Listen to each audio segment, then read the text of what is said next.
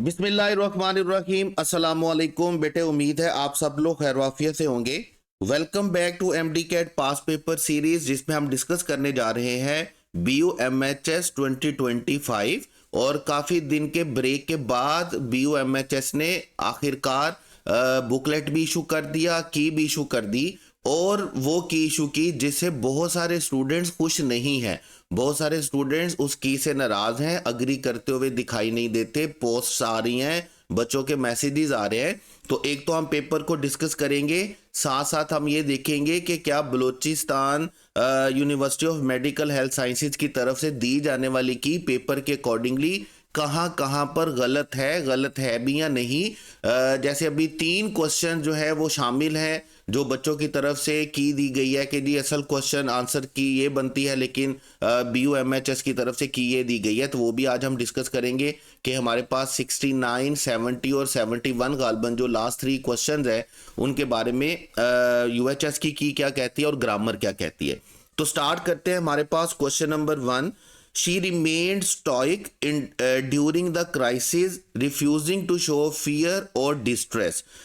तो क्वेश्चन है हमारे पास डिड्यूस द मीनिंग। अब पहले आप डिड्यूस के वर्ड को समझें। देखें, जो वोकैब का क्वेश्चन सिनोनिम या एंटोनिम का सेंटेंस फॉर्म में दिया गया होता है ना, वो कंपैरेटिवली आसान होता है उस क्वेश्चन के जिसमें जस्ट वर्ड दिया गया हो। जैसे देखिए, फर्ज करें अगर ये क्वेश्चन में जस्ट वर्ड दिया गया होता स्टोइक, ठीक है, और नीचे हमें कहा जाता है इसका सिनोनिम बता दें या एंटोनिम बता दें, हमें कोई कॉन्टेक्स्ट आगे या पीछे ना दिया जाता, तो इस क्वेश्चन को समझना कदरे मुश्किल होता है, कदरे डिफिकल्ट होता है। और अगर आपको सेंटेंस दे दिया जाता है ना, कॉन्टेक्स्ट दे दिया जाता है, और अगर आपको क्वेश्चन का मीनिंग नहीं भी आता, तो फिर भी आप किसी ना किसी तरह कोई ना कोई एनालॉजी क्रिएट करके, कोई ना कोई लॉजिकल रीजन बना के, लॉजिकल रिलेशन बना के उसका सिनोनिम या एंटोनिम जरूर निकाल सकते हैं। जैसे देखिए, सबसे पहले तो क्वेश्चन को समझते हैं। देखिए, ये जो आपके पास डिड्यूस है, डिड्यूस के वर्ड को समझें। इसका मतलब आपके पास होता है इन्फर। इन्फर का मतलब क्या होता है? समझना। मतलब इसका मतलब आपके पास होता है अज्यूम। इसका मतलब आपके पास क्या होता है? प्रिज्यूम। मतलब कि ये डिड्यूस का वर्ड लिखने का मतलब क्या था कि एक्चुअल में आपको पेपर में क्या बताना है? एक्चुअल में आपको इसका सिनोनिम बताना है। तो समटाइम्स ऐसा होता है कि क्वेश्चन को ट्रिकी बनाने के लिए, बच्चों को थोड़ा सा ट्रिकी करने के लिए क्या किया जाता है कि स्ट्रेट फॉरवर्ड क्वेश्चन पूछने की बजाय थोड़ा सा घुमा फिरा के क्वेश्चन पूछ लिया जाता है। वो जो यहाँ पर किया गया डिड्यूस के लिए, याद रखिएगा, डिड्यूस का मतलब क्या होता है? इन्फर, एज्यूम या प्रिज्यूम। मतलब कि यहाँ पर आप स्टोइक का क्या मीनिंग परसीव कर सकते हैं, इन्फर कर सकते हैं, क्या सोचते हैं कि यहाँ पर स्टोइक का मीनिंग क्या होगा। अब जैसे देखिए, फॉर सेक ऑफ आर्गुमेंट आप 1 मिनट के लिए मान जाएं कि आपको स्टोइक का मीनिंग नहीं पता। मतलब हम करेक्ट ऑप्शन की नहीं बात कर रहे हैं, हम इस तरह के क्वेश्चंस की बात कर रहे हैं ताकि आपको इस तरह के क्वेश्चन की लॉजिक समझ में आ जाए, रीजन समझ में आ जाए, और दोबारा कभी अगर इस तरह का क्वेश्चन करना पड़े तो आपके लिए बड़ा आसान हो। जैसे देखें, 1 मिनट के लिए हम भूल जाते हैं कि हमें स्टोइक का मीनिंग नहीं पता, तो हम सेंटेंस पढ़ते हैं। सेंटेंस है, she remained x during the crisis. वो क्राइसिस के दौरान क्या रही है? एक्स रही है। अब एक्स का मतलब क्या है कि हमें इसका मीनिंग नहीं पता। रिफ्यूजिंग टू, उस रिफ्यूजिंग टू का मतलब क्या है? रिफ्यूजिंग टू शो का मतलब क्या है कि उसने शो नहीं करवाया है। क्या शो नहीं करवाया है? उसने फियर शो नहीं करवाया, और डिस्ट्रेस मतलब परेशानी शो नहीं करवाई। अब वो कहता है कि क्राइसिस के दौरान, बहरान के दौरान, प्रॉब्लम के दौरान, सिचुएशन के दौरान, एक्सीडेंट और इंसिडेंट के दौरान वो क्या रही है? एक्स रही है। रिफ्यूजिंग टू शो फियर और डिस्ट्रेस, उसने किसी तरह का कोई खौफ या परेशानी शो नहीं की है। अब जब कोई परेशानी और खौफ शो नहीं किया है, तो जब फियर और डिस्ट्रेस शो नहीं किया, तो इसका मतलब वो क्या रही है? वो कॉन्फिडेंट रही होगी। वो क्या रही है? वो स्ट्रॉन्ग रही होगी। वो क्या रही होगी? वो ब्रेव रही होगी, वो कर्जियस रही होगी। ठीक है, ऐसे ही है ना हमारे पास, जब आप किसी को बोलते हैं कि उसने जरा भी खौफ नहीं दिखाया, मतलब अभी मैं आपको बोल ही नहीं रहा, मैं पूरा कॉन्टेक्स्ट ही उड़ा दिया, मैं कहता हूं उसने जरा सा भी खौफ नहीं दिखाया। तो जब हम बोलेंगे उसने जरा सा भी खौफ नहीं दिखाया, तो इसका मतलब वो क्या रहा, वो बहादुर रहा, वो कर्जियस रहा, वो ब्रेव रहा, वो फियरलेस रहा, वो बोल्ड रहा। और जब मैं बोलता हूँ कि यार उसने जरा से भी परेशानी नहीं दिखाई, तो इसका मतलब वो क्या रहा, काम रहा, ट्रंक्विल रहा, बड़ा पीसफुल रहा। तो इसका मतलब क्या है कि यहाँ पर जो हमें वर्ड चाहिए वो पॉजिटिव वर्ड है, और वो वर्ड किस तरह से मिलता जुलता होना चाहिए, कॉन्फिडेंट से, स्ट्रॉन्ग से, ब्रेव से, कर्जियस से मिलता जुलता। तो वैसे अब देखिए, अगर हम ऑप्शन पढ़ लेते हैं, स्टोइक के वर्ड को भी हमने नहीं पढ़ा, तो हमारे पास ऑप्शंस हैं एंशियस। आप समझते हैं एंशियस हम किसको बोलते हैं, एंशियस हम बोलते हैं परेशान को, वरीड को, ठीक है। उसके बाद हमारे पास वर्ड यूज होता है रेजिलियंट, बड़ा ही अच्छा वर्ड है। रेजिलियंट का मतलब हमारे पास क्या होता है, स्ट्रॉन्ग। रेजिलियंट बड़ा ही खूबसूरत वर्ड है, अगर आप अपनी डेली वोकैब में इसको शामिल करें। मतलब अगर आपने किसी को टफ कहना हो, किसी को स्ट्रॉन्ग कहना हो, ठीक है। एक और बड़ा अच्छा लो फ्रीक्वेंसी वर्ड आपके पास होता है रोबस्ट। रोबस्ट भी हम किसको बोलते हैं, टफ को बोलते हैं। ऐसा बंदा जो मतलब स्पिरिटेड रहता है, जो जिसका स्पिरिट टूटता नहीं है, जो अपने स्पिरिट में कायम रहता है, अपने जोश और जज्बे में, पैशन कंपैशन में कायम रहता है, रेजिस्टेंट बना रहता है, ठीक है। उसको हम क्या बोलते हैं, उसको हम बोलते हैं रेजिलियंट। उसके बाद एंग्री आपको पता हम नाराज को बोलते हैं, कंफ्यूज्ड हम परप्लेक्स्ड को बोलते हैं, परेशान को बोलते हैं। तो यहाँ पर जब हम इस कॉन्टेक्स्ट में देखेंगे तो इस कॉन्टेक्स्ट में हमारी समझ के मुताबिक एक इस एक्स को हम रिप्लेस कर सकते हैं किस वर्ड के साथ, ज्यादा बेटरली, ज्यादा बेहतर तरीके से किसके साथ कर सकते हैं हम, रेजिलियंट के साथ, ठीक है। तो in a better way we can change it, we can transform it with resilient. तो ये सेंटेंस हमारे पास कुछ यूं चलेगा, शी रिमेन्ड रेजिलियंट। अब वैसे मैं आपको स्टोइक का मीनिंग भी बता देता हूं। स्टोइक का मीनिंग हमारे पास कुछ यूं है, देखें, स्टोइक हम किसको बोलते हैं, जो बंदा बर्दाश्त करने वाला होता है। स्टोइक हम बोलते हैं जो बंदा परेशानी, तंगी बर्दाश्त करने वाला होता है, जिसको हम क्या बोलते हैं, इंड्योरिंग बोलेंगे। या बर्दाश्त करना आपको मतलब आपको पता है हम क्या बोलते हैं, टॉलरेट बोलते हैं, तो हम क्या बोलेंगे, टॉलरेंट। टॉलरेंट मतलब बर्दाश्त करने वाला। पेशेंस हम बोलते हैं सब्र को, और सब्र करने वाले को हम क्या बोलते हैं, पेशेंट बोलते हैं। एक तो बीमारी वाले पेशेंट होते हैं ना, एक हम पेशेंट बोलते हैं सब्र करने वाले को। फिर हम इनडिफरेंस बोलते हैं जिसको परेशानी से, किसी चीज से कोई फर्क नहीं पड़ता। तो यहां पर हम इनडिफरेंस नहीं लिखेंगे, हम यहां पर क्या बोलेंगे, इनडिफरेंट, यानी कि एडजेक्टिव फॉर्म में आएगा ना यहां पर स्टोइक। तो यहां पर याद रखिएगा स्टोइक का वैसे मतलब क्या होता है, इंड्योरिंग, टॉलरेंट, पेशेंट, इनडिफरेंट, मतलब जिसको किसी परेशानी से, दुख से कोई फर्क नहीं पड़ता है। और उसके लिए हमारे पास वर्ड कौन सा है, रेजिलियंट। तो ये वैसे थोड़ा लंबा हो गया, मैंने आपको ये बता दिया कि जिन सेंटेंसेस में आपके पास कॉन्टेक्स्ट होता है क्वेश्चन का मीनिंग बताने का, उसके लिए आपके पास आसान तरीका ये होता है कि आप वर्ड को सिर्फ देखने के बजाय कॉन्टेक्स्ट पढ़ें। कॉन्टेक्स्ट पढ़ेंगे तो बिलीव मी आपका करेक्ट ऑप्शन बड़ी आसानी से निकल आएगा, खुद आपको बताएगा कि मैं करेक्ट ऑप्शन, मुझे टिक कर लो, ठीक है। तो यहां पर हमारे पास करेक्ट ऑप्शन क्या है, बीटा। और यहां पर हमारी की के मुताबिक बीटा है, और BUMHS की के मुताबिक भी इसका करेक्ट ऑप्शन बेटे क्या है, बीटा ही है। हमारे आंसर के साथ ये भी बात करते जाएंगे कि BUMHS की के मुताबिक इसका क्या है, क्योंकि आपको अभी मैंने बताया कि अभी जब पेपर आया है, की आई है, तो एक बच्चों के दरमियान एक परेशानी चल रही है कि हमारे कुछ क्वेश्चंस के आंसर्स गलत हैं, ठीक है। तो ये क्वेश्चन जो है ये BUMHS के मुताबिक ही है, BUMHS की बिल्कुल क्या है, जस्टिफाइड है, कोई गलती नहीं है उसमें। उसके बाद चलेंगे जी, identify the sentence that uses inversion correctly. देखिए समटाइम्स ऐसा होता है, पेपर बनाने वाला पेपर बड़ा अच्छा, क्वेश्चन बड़ा अच्छा बना लेता है, लेकिन स्टेटमेंट बनाने में बोंगी मार जाता है। जैसे देखिए, आपने इतना अच्छा खूबसूरत पेपर बनाया, आपको ये चाहिए था पेपर बनाने वाले जनाब को कि आप ये स्टेटमेंट ना देते। स्टेटमेंट ना देने की वजह भी मैं अभी आपको बता देता हूं। आप स्टेटमेंट देते चूज द करेक्ट ऑप्शन, ठीक है। अगर यही सेंटेंस होता और ऑप्शन होता चूज द करेक्ट ऑप्शन, ठीक है, तो फिर ये क्वेश्चन की वैलिडिटी ज्यादा होती, क्वेश्चन ज्यादा टेक्निकल होता, क्योंकि बहुत थोड़े शायद बच्चे होते जिनको ये पता होता कि हमने रेयरली के बाद क्या यूज करना होता है, इन्वर्जन यूज करना होता है। हर बच्चे को ये नहीं पता होता, क्योंकि बहुत सारे बच्चों ने नहीं पढ़ा हुआ होता इन्वर्जन को अलहदा से टॉपिक के तौर पे, ठीक है। तो रेयरली के बाद हमने इन्वर्जन लिखना होता है। अब आपने यहां पर क्वेश्चन में बता दिया कि जी आपको यहां पर बताएं कि identify the sentence that uses inversion correctly. आपने तो सीधा ही बच्चे को बता दिया कि इन चारों सेंटेंसेस में से इन्वर्जन सही कहां पर यूज किया गया वो बता दें। अब ये तो किसी मस्त मलंग बच्चे को भी पता होगा कि इन्वर्जन का मतलब क्या होता है। वैसे तो हम इंग्लिश में स्ट्रक्चर क्या लिखते हैं, हम हेल्पिंग वर्ब के सब्जेक्ट के बाद क्या लिखते हैं, हेल्पिंग वर्ब लिखते हैं, फिर वर्ब लिखते हैं, फिर हम क्या लिखते हैं, ऑब्जेक्ट लिखते हैं। लेकिन इन्वर्जन हमारे पास क्या होता है, जब हम हेल्पिंग वर्ब को कहां पर लिखते हैं, सब्जेक्ट से पहले लिखते हैं। इसको हम इन्वर्टेड स्ट्रक्चर बोलते हैं, इन्वर्जन बोलते हैं। तो असल में आपको कुछ भी नहीं करना था, असल में आपको जैसे ही उन्होंने खुद कह दिया कि इन्वर्जन कहां पर सही यूज हुआ है, तो आपको सिर्फ ये बताना था कि कहां पर हेल्पिंग वर्ब सब्जेक्ट से पहले यूज हुआ है। अब जैसे देखिएगा अल्फा में हेल्पिंग वर्ब सब्जेक्ट के बाद आया, तो इसका मतलब ये इन्वर्जन नहीं है।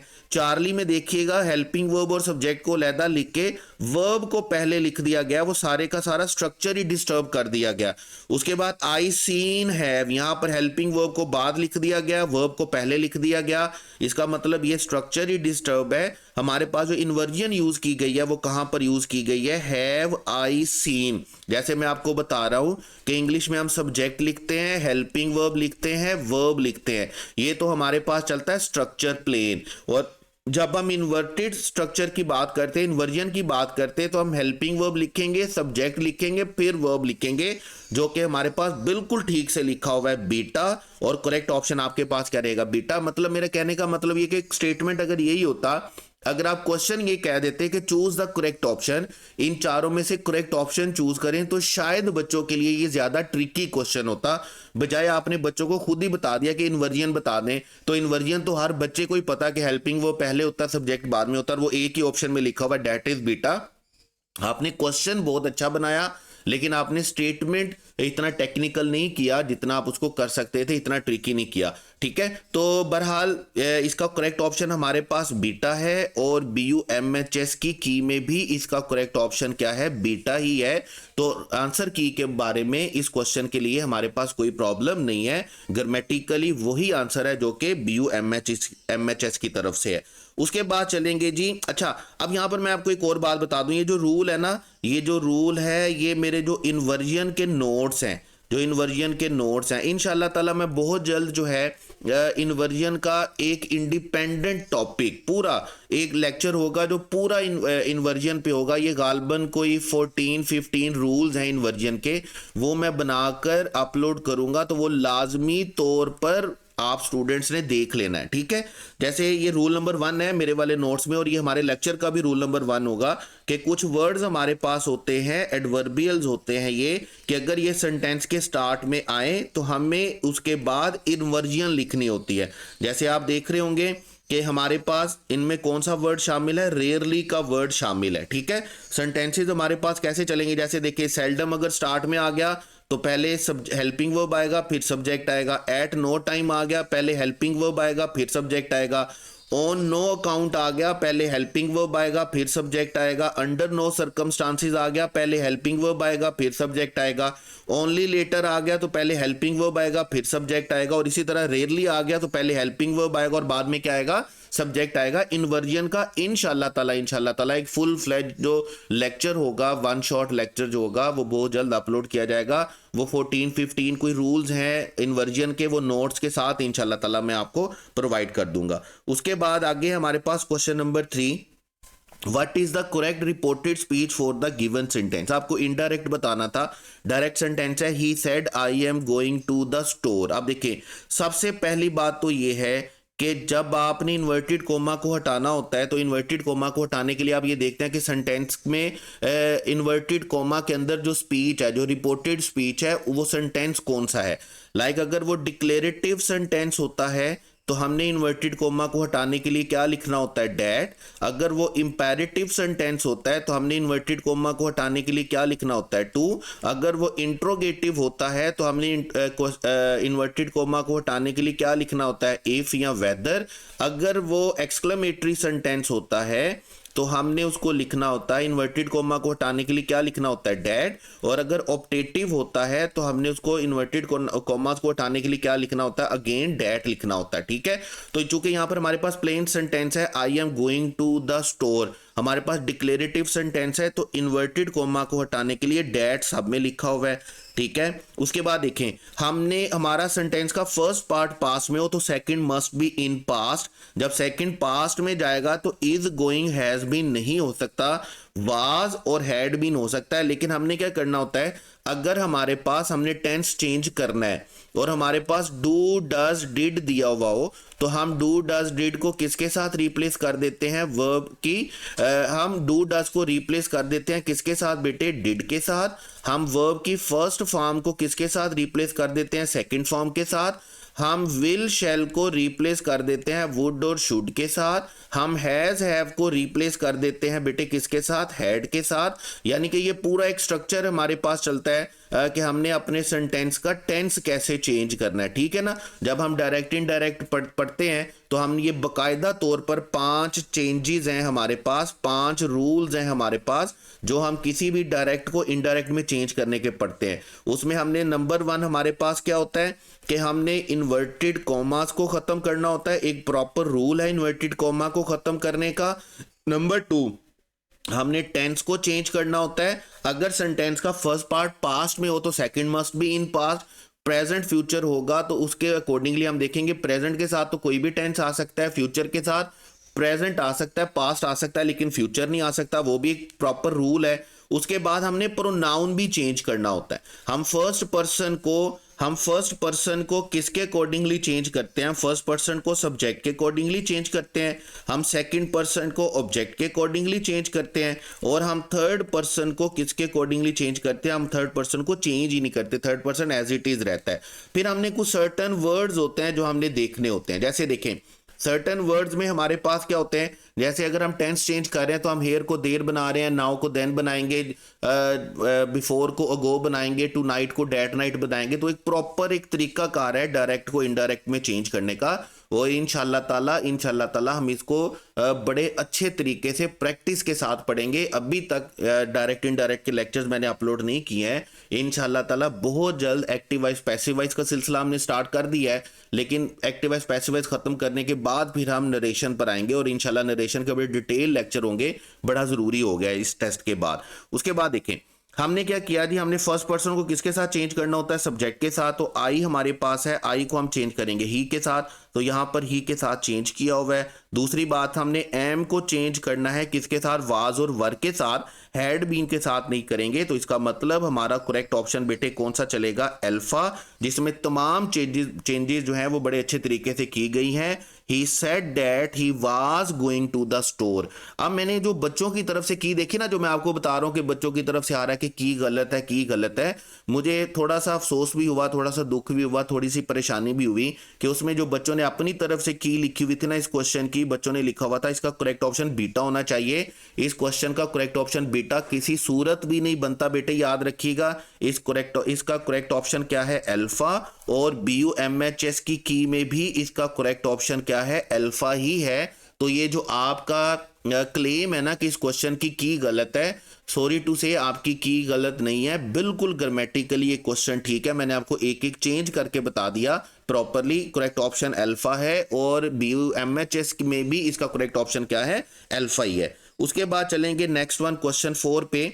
The students decided to meet the teacher and request him for a favour. अब कहता है the main verb in this sentence, आपको मेन वर्ब बताना है। अब मैं आपको आसानी से बता देता हूं, जब भी आपने किसी सेंटेंस का मेन वर्ब ढूंढना हो ना, आप ये देख लिया करें कि अगर मैंने इसका टेंस चेंज करना है ना तो मुझे कौन सा वर्ब चेंज करना होगा। अगर मुझे टेंस चेंज करना है तो मुझे कौन सा वर्ब चेंज करना है। जैसे फर्ज करें, अगर मैं आपको सेंटेंस देता हूं, मैं बोलता हूं ही वांट्स टू गो, ठीक है, मैं आपको एक छोटी सी एग्जांपल दे रहा हूं। मैं बोलता हूं ही वांट्स टू गो, और मैं आपसे बोलता हूं बेटे मुझे बताइएगा इसका मेन वर्ब क्या है। अब इसमें वांट्स भी है, इसमें टू गो भी है, इन्फिनिटिव भी है। आप क्या करेंगे, आप इसको पास्ट में चेंज करके देख लें। आप इसको पास्ट में चेंज करेंगे ना, तो इसको पास्ट में चेंज करने से क्या बनेगा, he wanted to go. To go as it is रहेगा, चेंज आपने क्या किया, आपने वांट्स को चेंज कर दिया किसमें, वांटेड में।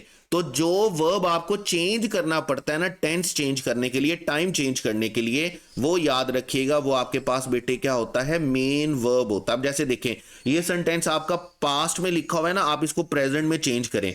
जब आप प्रेजेंट में चेंज करेंगे ना इस सेंटेंस को, तो आपका सेंटेंस कैसे चलेगा, आपका सेंटेंस चलेगा द स्टूडेंट्स, ठीक है। आप डिसाइडेड को क्या बना देंगे, डिसाइड, और उसके बाद सारे का सारा सेंटेंस आपके पास एज इट इज रहेगा। इसका मतलब आपका मेन वर्ब बेटे क्या है, डिसाइडेड, क्योंकि आपका पूरे का पूरा सेंटेंस उसके ऊपर डिपेंड करता है। और वैसे भी देखिएगा, द स्टूडेंट्स ने प्राइमरी एक्शन क्या किया है, स्टूडेंट्स ने काम क्या किया है। स्टूडेंट का जो प्राइमरी एक्शन है, जो प्राइमरी मेन एक्शन है, ठीक है, जिसको आप प्राइमरी या मेन एक्शन बोलेंगे, जो उन्होंने परफॉर्म किया है, वो क्या है कि दे डिसाइडेड, उन्होंने डिसाइड किया। और क्या डिसाइड किया है, to meet the teacher and request him, कि वो टीचर से मिलेंगे और रिक्वेस्ट करेंगे फेवर के लिए। अब मिलना और फेवर करना ये दूसरा काम है, सेकेंडरी एक्शंस हैं। प्राइमरी एक्शन क्या है कि दे डिसाइडेड, उन्होंने डिसाइड किया है। तो टेंस के हवाले से भी और प्राइमरी और मेन एक्शन के हवाले से भी आपका करेक्ट ऑप्शन बेटे कौन सा है, डिसाइडेड। तो करेक्ट ऑप्शन आपके पास क्या होगा बेटे, करेक्ट ऑप्शन इज डेल्टा। और यहां पर ग्रामर के लिहाज से भी डेल्टा है, और डेल्टा है, और BUMHS की के मुताबिक भी आपके पास करेक्ट ऑप्शन बेटे कौन सा, इसका डेल्टा ही है। तो इसमें भी BUMHS की में कोई गलती नहीं है। उसके बाद आगे चलेंगे, choose the word with incorrect spelling. Incorrect spelling आपको देखने हैं। सगेशियस आप जानते हैं कि वाइज पर्सन को हम बोलते हैं, ठीक है। इंटेलिजेंट पर्सन को हम बोलते हैं, इसके स्पेलिंग बिल्कुल ठीक लिखे हुए हैं। फोरमोस्ट का मतलब होता है सबसे पहला, यहां पर भी हमारे स्पेलिंग में कोई परेशानी नहीं है। निमोनिया इज अ डिजीज, इसके स्पेलिंग में भी कोई परेशानी नहीं है। बैरिस्टर के स्पेलिंग हमारे पास क्या लिखे हुए हैं, गलत लिखे हुए हैं, ठीक है। बैरिस्टर के स्पेलिंग BERISTER, ये इस तरह के स्पेलिंग हमारे पास नहीं होते हैं। बैरिस्टर के स्पेलिंग हमारे पास क्या होते हैं, बैरिस्टर के स्पेलिंग हमारे पास चलते हैं BARR, यहां पर सिंगल आर है, डबल आर लिखा होता है, उसके बाद ISTER। बैरिस्टर में सिंगल आर नहीं होता, बैरिस्टर में आपके पास क्या होता है, डबल आर होता है। तो जिसके लिए आपके पास करेक्ट ऑप्शन बेटे कौन सा चलेगा, चार्ली, क्योंकि बैरिस्टर के स्पेलिंग आपके क्या है, गलत है। आपको इनकरेक्ट स्पेलिंग ढूंढने थे, लेकिन नेक्स्ट क्वेश्चन जो आपके पास है इसमें आपने करेक्ट स्पेलिंग ढूंढने हैं। Many follow exactly what is written in the, तो वर्ड हमारे पास होता है स्क्रिप्चर्स। स्क्रिप्चर्स हम बोलते हैं होली बुक्स को। होली बुक्स का मतलब क्या है, किसी भी रिलीजन की जो मुकद्दस किताबें होती हैं उनको हम क्या बोलते हैं, होली बुक्स बोलते हैं। जैसे हमारे बीइंग मुस्लिम्स, हमारे लिए क्या है, हमारे लिए सबसे पहले कौन सी किताब है, हमारे पास सबसे पहले डेफिनेटली विदाउट एनी डाउट हमारे पास क्या है, होली बुक है। होली बुक के बाद हमारे पास बाकी 3 बुक्स भी हैं, ठीक है, और वो हमारे पास कौन सी है, द बाइबल है, उसके बाद द तोरा है, उसके बाद हमारे पास क्या है, साम है, जिसको आप क्या बोलते हैं, ज़बूर बोलते हैं, ठीक है। और हम जानते हैं इस बात को कि ये जो बुक्स हैं ये अब अपनी असली हालत में मौजूद नहीं है, अदरवाइज इन पर हमारा दीन ईमान हमारे ईमान का हिस्सा है, हमारे ईमान का खासा है, ठीक है।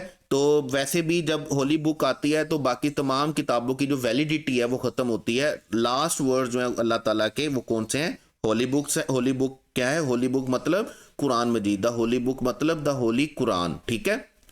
अच्छा, इन किताबों के बाद हमारे लिए इन किताबों के लिए ये हमारे लिए क्या है, होली बुक्स हैं, मतलब हमारे लिए क्या है, स्क्रिप्चर है। स्क्रिप्चर का वर्ड खास तौर पर हम किसके लिए बोलते हैं, किसी भी रिलीजन की होली बुक्स के लिए बोलते हैं। तो इसके स्पेलिंग आपके पास अल्फा वाले नहीं है, बीटा वाले नहीं है, डेल्टा वाले में नहीं है, डेल्टा में डबल टी लिखा हुआ है। बीटा में आर के बाद ई लिखा हुआ है और अल्फा तो पूरे का पूरे स्पेलिंग ही गलत कर दिए गए हैं, तो करेक्ट ऑप्शन आपके पास क्या होगा, चार्ली। जिस तरह यहां पर आपके पास करेक्ट ऑप्शन चार्ली है, BUMHS की में भी आपके पास करेक्ट ऑप्शन बेटे क्या है, चार्ली। तो यहां पर भी की में कोई मतलब कंट्राडिक्शन नहीं है, जो ग्रामर में होनी चाहिए थी वही क्या है, BUMHS में है। तो यहां पर भी की के बारे में आपको परेशान होने की जरूरत नहीं है। उसके बाद है जी question, which version improves tone and formality, tone and formality in the sentence. और मेरा ख्याल है ये अपनी नोयत का पहला क्वेश्चन है जो कंपेटिटिव एग्जाम में ये MD कैट लेवल में कभी दिया गया। ठीक है, आपने सेंटेंस बताना है कि जिसमें टोन और फॉर्मेलिटी ज्यादा अच्छी होती है, जिसमें टोन और फॉर्मेलिटी इंप्रूव हो रही है। ठीक है, तो सेंटेंस है you boys need to submit the paper ASAP. ASAP मतलब अब जैसे देखें एज सून एज पॉसिबल आप पढ़ते हैं, आप इसकी मतलब कि क्लिप फॉर्म देखते हैं, इसके एब्रीवेशन देखते हैं। यू बॉयज नीड, अब यू बॉयज तो हम नहीं बोलेंगे ना, तो बड़ा कैजुअल सा होता है ना यू बॉयज बोलना। अब देखिए हमने फॉर्मल सेंटेंस क्या है, you should submit the paper as soon as you can. यहां पर क्या किया गया है, मुखातब किया गया है, एड्रेस किया गया है स्टूडेंट्स को। लेकिन याद रखिएगा ये जितने भी नोटिफिकेशंस होते हैं ना, जितने भी नोटिफिकेशंस होते हैं इनमें हम जो नोटिफिकेशन जारी करने वाला होता है ना, वो क्या प्रेफर करता है कि आप इम्पर्सनल रहें। इम्पर्सनल रहें का मतलब आप किसी को मुखातिब ना करें। जैसे फर्ज करें आपके कॉलेज में, आपके स्कूल में लिखा जाता था कि स्कूल की फीस 5 तारीख तक जमा हो जानी चाहिए। अब उसमें ये नहीं लिखना चाहिए या लिखा जाना चाहिए कि आपने 5 तारीख तक फीस जमा करवानी है। ऐसा नहीं होना चाहिए। मतलब कि गवर्नमेंट एक सर्कुलर नोट इशू करती है, एक नोटिफिकेशन इशू करती है कि आपने मोटरसाइकिल पर हेलमेट पहनना है, बल्कि वो नोटिफिकेशन कैसे लिखा हुआ होता है, मोटरसाइकिल हेलमेट पहन कर चलाएं। ठीक है, गाड़ी चलाते वक्त सीट बेल्ट बांधें।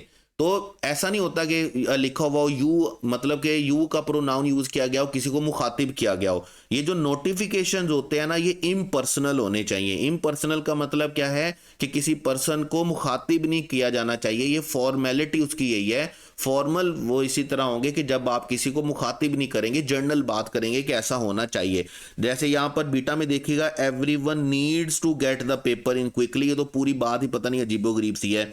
और you all better hand it now, ये तो वो क्या हम उसको बोलते हैं, जो हमारी थड़े की जुबान होती है, स्लैंग, जिसको हम क्या बोलते हैं, स्लैंग बोलते हैं। जो हमारी थड़े की जुबान होती है ना, जो बाहर बाजार मोहल्ले की जुबान होती है, तो ये अंग्रेजों की yo bro, how are you bro. अब ये वो वाली लैंग्वेज है, और इस वाली लैंग्वेज का फॉर्मल लैंग्वेज के साथ कोई ताल्लुक नहीं होता।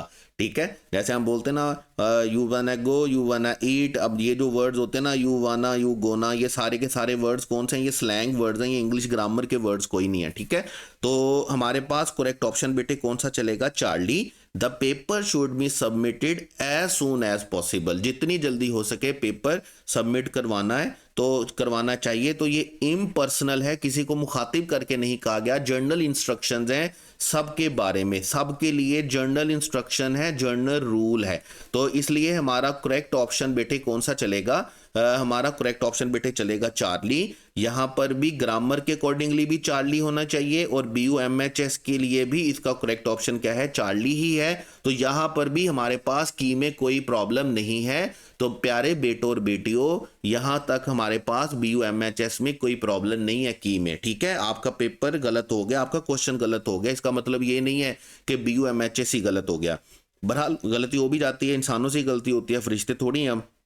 तो आगे चलेंगे, सेकंड लास्ट क्वेश्चन है हमारे पास, which sentence implies that it was unexpected that she took the test. अब हमने क्या करना है, it was unexpected that she took the test. अच्छा, वैसे मैं आपको एक मजे की बात बताऊं, ये क्वेश्चन में ही आपका आंसर दिया गया है। क्वेश्चन में कैसे आंसर दिया गया है, विच sentence implies that it was unexpected that, ये लिखा हुआ है ना अनएक्सपेक्टेड डैट। आप यहीं पर क्या करते, इवन को रिप्लेस कर दे, तो सेंटेंस क्या बनेगा, which sentence implies that it was even she took the test. ठीक है, तो इवन का क्या होता है, इवन का रोला क्या है, इवन का रोला है बिल्कुल ओनली की तरह। ये उन वर्ड्स को मॉडिफाई करेंगे जिसके साथ यूज होंगे। जैसे देखें, फर्ज करें अगर मैं वर्ड लिखता हूं only Aslam pledge cricket. Only Aslam pledge cricket का मतलब क्या है कि यहाँ पर जितने भी लोग मौजूद हैं ना, उनमें से सिर्फ कौन क्रिकेट खेलता है? असलम क्रिकेट खेलता है। और मैं बोलता हूँ असलम ओनली प्लेज, मैं क्या कहता हूँ? Aslam only pledge cricket. Aslam सिर्फ एक काम करता है, और वो क्या करता है? वो खेलता है। फिर हम बोलते हैं Aslam plays only cricket. Aslam सिर्फ एक गेम खेलता है, और वो कौन सी गेम खेलता है? वो सिर्फ क्रिकेट खेलता है। ये तीन अलहदा सेंटेंसेस है, तीन अलहदा ट्रांसलेशन है। पहले वाले का मतलब क्या है कि सिर्फ असलम क्रिकेट खेलता है, असलम के अलावा कोई क्रिकेट नहीं खेलता। दूसरा क्या है कि असलम सिर्फ खेलता है, खेलने के अलावा कोई काम नहीं करता। और तीसरा क्या है कि असलम सिर्फ क्रिकेट खेलता है, क्रिकेट के अलावा कोई काम नहीं करता। इसी तरह आप इसको इवन पर अप्लाई करेंगे। जैसे देखें, पहला है she even took the test. She even took the test का मतलब क्या है कि उसने क्या किया है? उसने भी टेस्ट दिया। उसने भी टेस्ट दिया मतलब कि उसने टेस्ट दिया है, ठीक है। उसके बाद क्या है? She took even the test. अब इवन किसको मॉडिफाई करेगा? टेस्ट को। और यहां पर इवन किसको मॉडिफाई करेगा? शी को।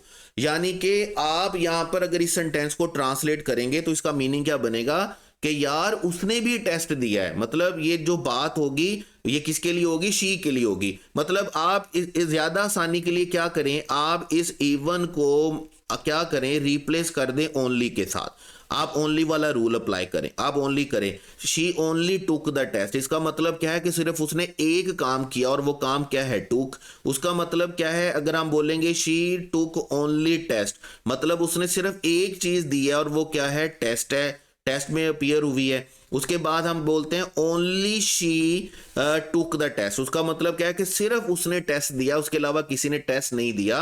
और जब आप इवन लिखेंगे तो इसका मतलब क्या है कि उसने भी टेस्ट दिया है। इवन की ट्रांसलेशन कुछ और हो जाती है। तो यहां पर हमने ये देखना था कि अनएक्सपेक्टेड है कि उसने भी टेस्ट दिया है, तो इट्स अबाउट शी, एक शी के बारे में था। तो शी को मॉडिफाई करने के लिए हमारे पास क्या लिखा हुआ है? इवन। करेक्ट ऑप्शन आपके पास क्या होगा? चार्ली। इवन को लास्ट में लिखना तो बिल्कुल भी पूरे का पूरा स्ट्रक्चर ही वो डिस्टर्ब होगा। तो करेक्ट ऑप्शन आपके पास क्या चलेगा? चार्ली। ये आपके पास चार्ली है यहाँ पर, और ग्रामर के अकॉर्डिंगली, और आपके पास BUMHS के अकॉर्डिंगली भी बेटे क्या है? चार्ली ही है। यानी कि इसमें भी आपके पास की कोई गलती नहीं है। उसके बाद आपके पास लास्ट क्वेश्चन है जी, pick out the sentence with appropriate use of transitional device. अब ट्रांजिशनल डिवाइस पे आपको एक पूरा लेक्चर दिया था मैंने। ट्रांजिशनल डिवाइस क्या है? कोई भी ऐसा वर्ड जो कि क्या करता है? जो कि चीज़ों को जोड़ता है, क्लॉजेस को, फ्रेजेस को, सेंटेंसेस को जोड़ता है, स्मूथ बनाता है उनको। और इनके लिए डेफिनेटली हम क्या यूज़ करते हैं? कंजंक्शंस। कंजंक्शंस में हमारे पास कंजंक्शंस कितनी तरह की हैं? 3 तरह की। एक हमारे पास कौन सी है? कोऑर्डिनेटिंग, यानी कि हमारे पास कौन सी कंजंक्शंस हैं? फैन बॉयज वाली। फिर हमारे पास है सबऑर्डिनेटिंग, मतलब इफ वाली। और फिर हमारे पास है कोरेलेटिव, जो कि पेयर फॉर्म में आती हैं। फिर हमारे पास कंजंक्टिव एडवर्ब्स भी हैं। और कंजंक्टिव एडवर्ब्स हमारे पास कौन से हैं? जिनमें जो हमारे पास वर्ड है मोर ओवर, देयरफॉर, नेवरदलेस, ये सारे के सारे वर्ड हमारे पास क्या है? कंजंक्टिव एडवर्ब्स हैं। अब हमने देखना है कि ट्रांजिशनल डिवाइसेस सही कहां पर यूज की गई हैं। जैसे फर्स्ट सेंटेंस देखिएगा। फर्स्ट सेंटेंस क्या है? शी लाइक्स टू रीड, वो किताब पढ़ना पसंद करती है, बट वॉच मूवीज। देखें, याद रखेंगे, आप सब इस बात को बड़े अच्छे तरीके से जानते हैं कि बट और येट हम यूज करते हैं क्या करने के लिए? कंट्रास्ट बताने के लिए। हम क्या यूज करते हैं? कंट्रास्ट बताने के लिए। मतलब अगर आपने प्लस नेगेटिव बताना होगा, नेगेटिव प्लस बताना होगा, तो देन आप क्या यूज करते हैं? बट और येट यूज करते हैं। अगर वो एक चीज को पसंद करती है और दूसरी चीज को पसंद नहीं करती, तो देन हम क्या लिखेंगे? हम बट लिखेंगे। अब यहां पर है she likes to read book but watch movies. मतलब बट वॉच मूवीज का मतलब क्या है? वो पूरे का पूरा सेंटेंस ही क्या होता है? खत्म हो जाता है। मतलब वो ट्रांजिशन जो है वो स्मूथ नहीं है, मीनिंग स्मूथ नहीं है। तो इसका मतलब हमारा करेक्ट ऑप्शन अल्फा नहीं हो सकता। उसके बाद है she is a talented musician, वो एक टैलेंटेड म्यूजिशियन है। लाइक वाइज अ गिफ्टेड पेंटर। और इसी तरह जैसे आप लाइक वाइज लिखते हैं ना, तो याद रखिएगा लाइक वाइज के बाद आपको क्लॉज लिखना जरूरी होता है। मतलब आपको सब्जेक्ट प्लस वर्ब लिखना जरूरी होता है, ठीक है। इसका मतलब लाइक वाइज यहां पर ग्रामेटिकली फिट नहीं है। उसके बाद डेल्टा में अगर आप देखेंगे तो सेकंड के बाद आपके पास क्या आ गया? सेमीकोलन आ गया। ये तो पूरे का पूरा सेंटेंस ही गलत है। Second, gather your material full stop, first begin your project, पूरे का पूरा स्ट्रक्चर ही डिस्टर्ब है। तो ये तो किसी सूरत भी मुनासिब नहीं है इसको करेक्ट करना। करेक्ट ऑप्शन हमारे पास क्या होगा? She is not only intelligent but also very kind. वो ना सिर्फ ज़हीन है बल्कि बड़ी काइंड है। इसका मतलब हमने ट्रांजिशन को स्मूथ बनाने के लिए यहां पर कोरिलेटिव कंजंक्शन यूज किया है, that is not only but also, जो कि ग्रामेटिकली बिल्कुल फिट है, बिल्कुल ठीक है और उसमें किसी तरह की कोई गलती नहीं है। तो हमारा करेक्ट ऑप्शन बेटे कौन सा चलेगा? हमारा करेक्ट ऑप्शन चलेगा चार्ली। और देखेंगे, अच्छा उसके बाद देखेंगे हमारे पास क्या है। अल्फा में एक और गलती भी देख लीजिएगा, she likes to read books. जब हम लाइक्स को देखेंगे ना तो लाइक्स डेफिनेटली किसके साथ अग्री करता है? शी के साथ। हम ऐसी ही इसका एडिशन करेंगे फर्स्ट फॉर्म के साथ। लेकिन जब आप वाच को देखेंगे तो वाच जस्ट फर्स्ट फॉर्म लिखी हुई है जो कि शी के साथ अग्री नहीं करती। तो वर्ब के लिहाज से भी हमारा जो अल्फा ऑप्शन है वो ठीक नहीं है। यहां पर अगर आप फर्ज करें, अगर आप कहते हैं जी बट हम किसी ना किसी तरह ठीक है, तो बट वाच मूवी तो वैसे ही गलत होगा। क्या होना चाहिए? बट वाचेस मूवीज होना चाहिए। तो हमारे पास जो करेक्ट ऑप्शन चलेगा बेटे, हमारे पास करेक्ट ऑप्शन कौन सा चलेगा? चार्ली। आपके पास ग्रामर के लिहाज से भी चार्ली है और BUMHS के लिहाज से भी क्या है? चार्ली है। तो मेरे प्यारे बेटों और बेटियों, आपको BUMHS के पेपर के साथ अगर की में कोई कंट्राडिक्शन आपको लग रही है, कोई प्रॉब्लम लग रही है, तो आई एम 110% श्योर कि आपको मैंने एक एक चीज डिटेल के साथ बता दी है कि आपके पास BUMHS के जो ये 9 MCQs है ना इंग्लिश के, इस की में कोई प्रॉब्लम नहीं है। ये BUMHS की जो की है बिल्कुल एक्यूरेट है, 100% है। ग्रामर के लिहाज से जो करेक्ट ऑप्शन इसके होने चाहिए वही है। ठीक है, मैं आपको पता है, मैं आई एम द पर्सन कि अगर थोड़ा सा भी प्रॉब्लम होता है तो मैं उस पर जरूर बोलता हूँ, उस पर जरूर आवाज उठाता हूँ। हमारे बेटों और बेटियों के लिए हमें बोलना भी चाहिए अपने हक के लिए। लेकिन इंग्लिश की क्वेश्चन की हद तक मैं आपको बता दूं कि ग्रामर के लिहाज से इंग्लिश के क्वेश्चंस की हद तक कोई प्रॉब्लम किसी तरह की BUMHS की में नहीं है। हाँ, अगर किसी दूसरे सब्जेक्ट में अगर आपको कोई प्रॉब्लम है तो वो आप लाजमी तौर पर आप दूसरे टीचर्स को कंसर्न करें, उसके बाद सोशल मीडिया पे पोस्ट किया करें। देखिए हमारी ये भी रविश बड़ी गलत है कि एक बच्चे ने पढ़ा, एक बच्चे ने पोस्ट किया तो दूसरे बच्चे ने बगैर सोचे समझे बस रोला डाल दिया कि जी हाँ जी हमें हक चाहिए, हमने आवाज उठानी है। आप उसको पहले वेरीफाई किया करें, देन आप उसको सोशल मीडिया पे उठाया करें।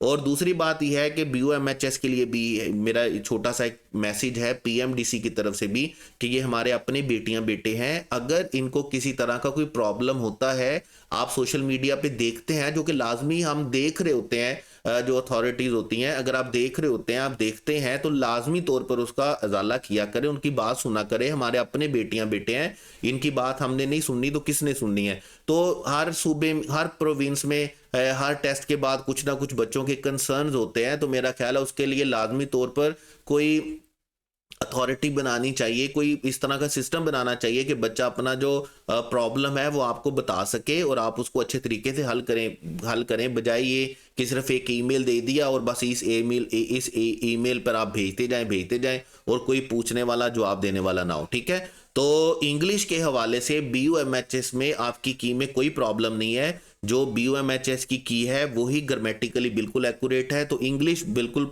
अच्छी है और एक अच्छा पेपर बनाया BUMHS ने। इंग्लिश के हवाले से मैं सिर्फ बात कर रहा हूँ, एक अच्छा पेपर है, मॉडरेट पेपर है और अच्छा स्टूडेंट ही इस पेपर को करके आगे आएगा। तो wish you all the best, दुआओं में याद रखिएगा। नेक्स्ट लेक्चर तक अल्लाह हाफिज, गुड बाय, टाटा।